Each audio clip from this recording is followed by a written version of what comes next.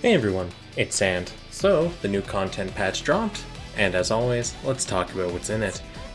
So, in other news, while I'm getting over to the welfare section here, I don't know if you guys pay any attention or care, but I care quite a bit. A Nintendo Direct got announced happening on the 20th for Animal Crossing, and I'm really excited. So, looking forward to that. Fortunately, it's at 9 a.m., but you roll with it. Oh, new stuff got added to the Charge Coin shop? No? They pulled a fast one. Alright, Anomaly Coin. No. Hold up. I'm having a lapse here. Hold on, what's going on?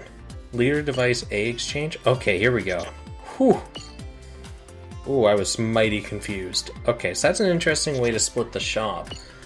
So Leader A has the parts and... Okay, so that's all gear and whatnot, and B is all the items. Okay, cool. Cool. Alright, I was... Ooh, put me for a loop. So, let's look at the ReBawoo. What a name. Alright, the head. Pretty average stats for a welfare head, I guess. With technique, projectile speed boost. Not that great. Especially considering the shot attack on the head is extremely low, if it's aiming to be a welfare shot type machine. So if anything, I'd say this is purely for aesthetics, but it does the aesthetics very well. I do like the way it looks. Very sharp. Alright. What about the chest? What do we got for the chest? Okay. Okay, armor. Alright. D Pierce B power. Fire beam Vulcans in your chest, you can move while shooting. Okay, so it's not really going to do a ton of damage from what I can see there. Okay. What about the arms? Ooh, max value first. Okay, melee attack, arm-mounted grenade launcher, physical shot, D and B. Move while firing. Okay. Not really sure what this suit's trying to go for here. Okay, and the legs are rather on the lower end, I guess, for a welfare. DB fires the beam attached to the thrusters.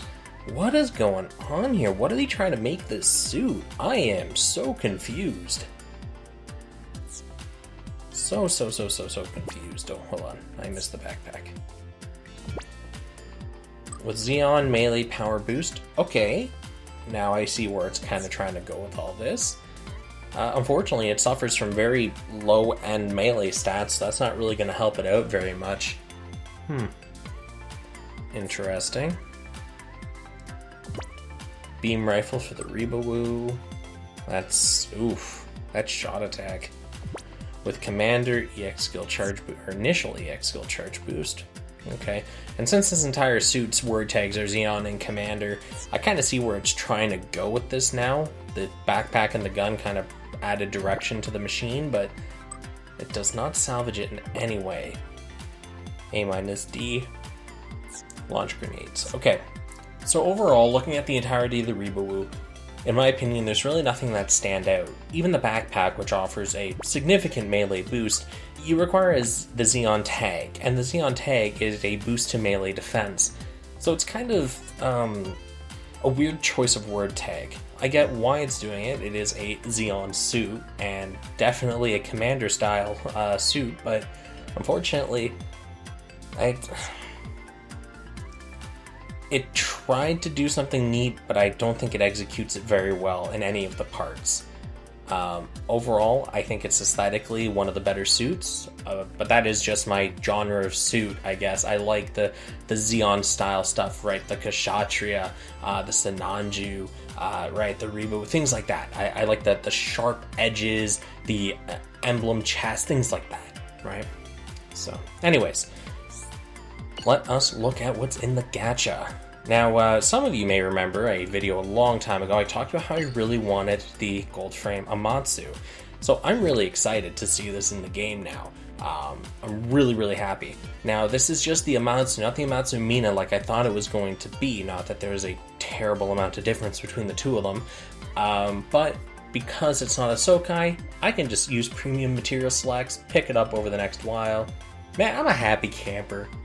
I am so pleased with this. You don't even understand. Some of you might understand, but in general. Anyways, rambling. When armor 70% or less, enemy shooting power reduced by 30%. Okay. If that was not armor 70% or less, I would have been really pleased with that. Dang. Okay. The head's okay. It has alright shot attack. Nothing on the really high end, but it's kind of middling for a 4-star part. Yeah. Chest, Mirage Colloid. Okay, so is that the same numbers as the Blitz? 19% and 19%? Give me a second here. I just want to confirm that. So what are you at max? 19%, 19%? Okay, so shot attack raised by 19% and you become harder to target. The Amatsu Mina chest was 19% shot, 19%, was that melee as well? Is that what I saw? Yes, and you become harder to target. So it's just slightly better than the Blitz in that it also gives melee attack, meaning no longer is it something limited to shot machines.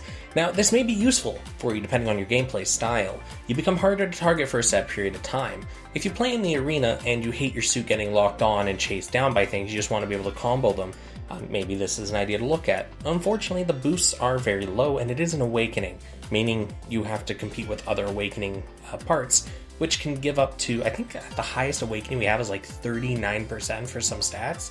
So it's really up to you. It's neat. But Mirage Colloid in this game is still a gimmick until they do some kind of rebalancing around how it actually functions. But hey man, whatever floats your boat. I think the chest part looks pretty neat. Stat wise though, like it's a part. Alright, let's look at the arms. What do we bring into the table? Okay melee attack, average shot, Tricaros Rush, a combo attack with the Tricaros Kai, B+ power, D Pierce. Okay. It's a part. I'm not going to say it's really that great. It's not. Okay. Legs. Decent melee. EX skill CD reduced if your technique. Alright. I guess that could be really cool depending on what kind of build you're running. Alright, alright. Alright. Stats look okay. So I guess if you're doing a technique machine, maybe you want those. And the backpack. Below my mind, A+, C-. That is some crazy spread. Physical melee. So you do ton of damage and you recover. Okay. So this backpack looks to be really nice for anyone that's kind of fishing around for a cool looking backpack that does something. Now, unfortunately, because of the cooldown being very, very low, it doesn't look like it's going to be a cutscene skill, which is a real shame. I feel like if it was a cutscene skill, that'd be nice. But the Pierce power spread is very, very desirable on it. So, I'm going to tentatively say this is probably going to be the best part from the gold frame. I have to look at the rest, obviously. But I think overall, I still think it's beaten out by other backpack slots, obviously. Like the competition, as I always say, is crazy for that position. But this looks, first glance, be cool. I just wish it was cutscene, because I would pretty much guarantee that it's good, or on the borderline of very good. Alright, let's look at... Oh, that was actually the last part. Okay, cool. So I'll look at the Deathscythe in a moment. So yeah, looking at the gold frame overall, unfortunately, it's kind of lackluster. The only real parts that make me kind of think about whether or not it's worth it are the legs because of the skill cooldown reduction, and the backpack because of the skill. The chest is kind of up in the air because Mirage Colloid, useful to some, not useful to most, and we're not really sure exactly how the invisibility really works under the hood. So it could be really, really powerful in arena, might not be. Don't know, unfortunately. So up to you. I'm just gonna use premium material to build the whole thing because I like the aesthetics of it. Mwah! Anyways, moving on to the Deathscythe. Okay, head-mounted Vulcan. So this part's a write-off. Shot attack is very low for a 4-star head. Everything else... Actually, the Amatsu Mina, if I remember right, was the 600%. Yeah. Okay, they're both 4 stars. Just wanted to make sure. Okay. Cool, cool. Alright, next part. The head's just... It's not really that great. Oh, the self-destruct came back! 90% damage to max armor. Alright, alright. Much like on the wing, this is very much a pick it if you want kind of part. I don't know if reducing your armor down to that low is a good idea, but hey, whatever floats your boat, man, whatever your build is. Okay. The stats on it are okay. Actually, I think the melee attack's typically a little higher than what most suits would have for melee, so maybe that might be something to look into. Unfortunately, the EX skill's kind of small drawback. Alright, the arms. Ah, the Hyper Jammer. So they put it in the arms instead of the backpack. That makes me kind of interested as to what the backpack's going to be. Activate a Wave Jammer, your melee attack gets raised, and you become harder to target. Okay. So this is a plus 10% to melee attack Mirage Colloid. Okay, cool. That's actually a nicer spread, I think, overall for something of this nature. I think the 19%'s really low for what it is. So this is nice, but it still has to compete with like 39% stuff, so depends on what awakening you want to use. And the melee attack, it's on the higher end, but it's definitely not the highest. But definitely workable. Workable as a part, especially with the EX skill. Okay, legs. With the axe category equipped to melee crit rate boost. Alright, I'm not going to go back into melee crit boost stuff. Old topic. It's not that great. Okay, stats are kind of eh. Legs are middling. Okay, backpack. Infighter EX skill pierce boost. Your EX skill pierce boost, 20%.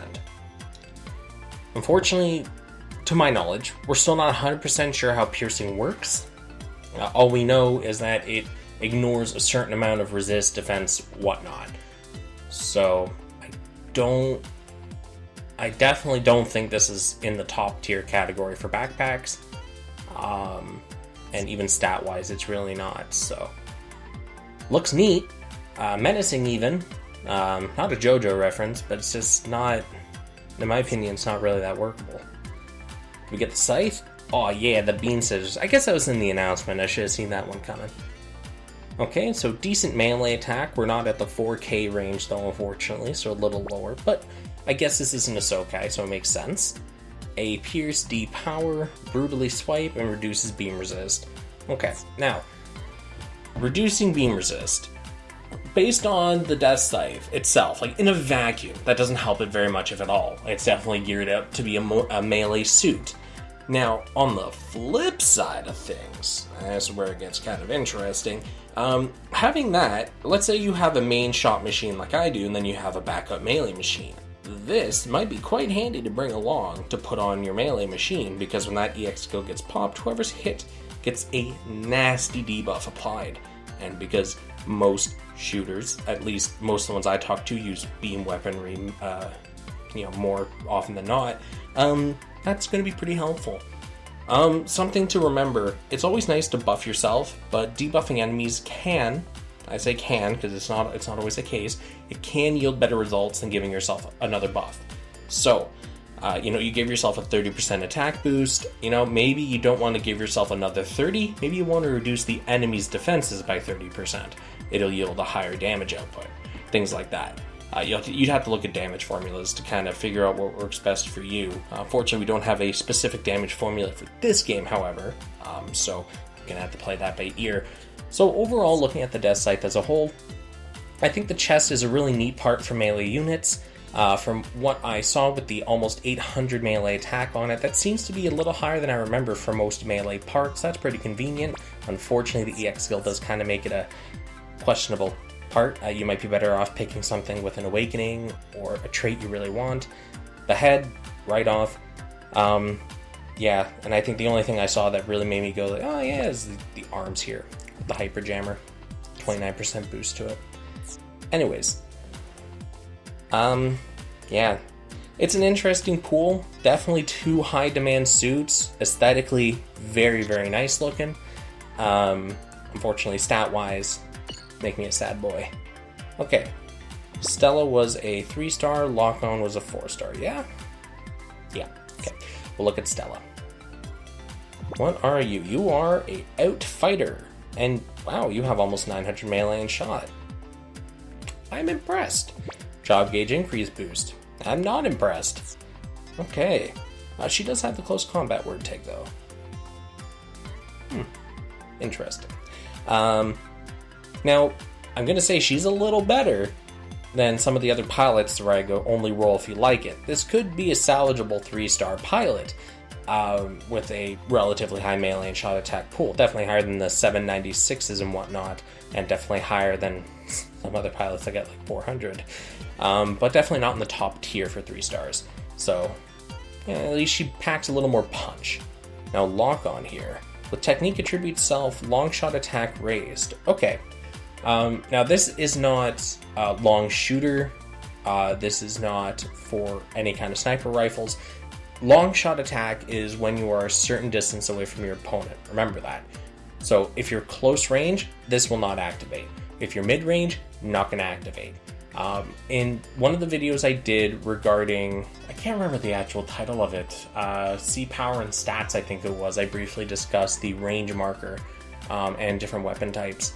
But to keep in mind, a sniper rifle has the ideal damage range at long, beam rifle is mid, and submachine guns are at close, as a rough general rule on how these things work. So, yeah. You can still use a beam rifle at long range and a sniper rifle at mid range, but you're not going to get the maximum damage output from them. So, it's all your weapon choice, really. Anyways, he's also a long shooter, which really helps, and 1600 shot attack. Okay. Now, a lot of people were expecting him to be like the Doman for shooters because he's such an iconic sniper in Gundam, at least in the newer franchises like 00. Looks like they did not give him a crazy high shot attack. The other thing is, they just called him LOCKON STRATOS. They didn't specify which Delandi it was. Cowards, the lot of you. Alright, and he has high firepower and long range, which is pretty nice. Okay, well, I don't really know what else to say about this. The pilots, LOCKON's pretty good, definitely pretty good. Stella's actually pretty good for a 3-star as well. The 2 gacha suits are kind of a letdown, unfortunately, with only one part that looks like it could really be good, but it comes down to what it actually does as a part, how much damage it pushes out, things like that, the Amatsu Mina pack. And the beam scythe on the Deathscythe look interesting, but that again comes down to, I don't know if it's really good on a melee machine. It definitely seems to be more something you'd want on a shot machine. Anyways. With that, I've gone over all the new content that was added, and I believe it's good for me to wrap up. Now, in case you forgot, we do have the GBGW stream happening on the 21st, so make sure you're there to watch it. I am going to be there myself. Anyways, peace out, guys. I'll see you in the next video.